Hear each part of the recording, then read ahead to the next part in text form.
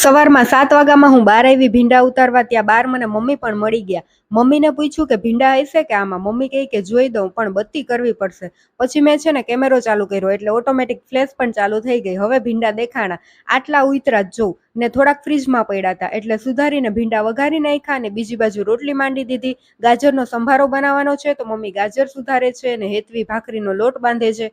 ભીંડાનું શાક બની ગયું પછી એમાં છાશ નાખી દીધી ને એમ થયું કે આટલું શાક નહીં થાય તો એટલે હેતવીએ પછી થોડુંક ટમેટાનું શાક પણ વઘારી નાખ્યું ને કામાક્ષી ઉઠતા વેત તરબૂચ જોઈ ગઈ તો ખાવા બેસી ગઈ. બેક ચીરું ખાધી ને પછી મને કહે કે મમ્મી જ્યુસ બનાવી દે તરબૂચનું. એટલે મેં કટકા કર્યા તરબૂચના, થોડીક સાકર નાખી ને મિક્સરમાં ક્રશ કરી નાખ્યું તરબૂચ.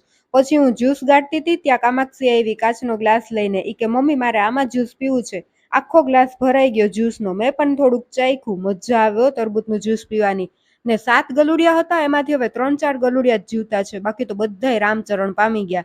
એમાં અત્યારમાં કામાક્ષીનો શેરું નહોતો દેખાતો. કામાક્ષીને બહુ ઉપાદી થતી હતી પણ સારું થયું કામાક્ષી આંગણવાડીએ ગઈ એ પેલા આવી ગયો. ને હવે ઉનાળામાં બપોરે તો શાક રોટલીની હારે થોડાક ભાત હોય તો જ જમવાની મજા આવશે.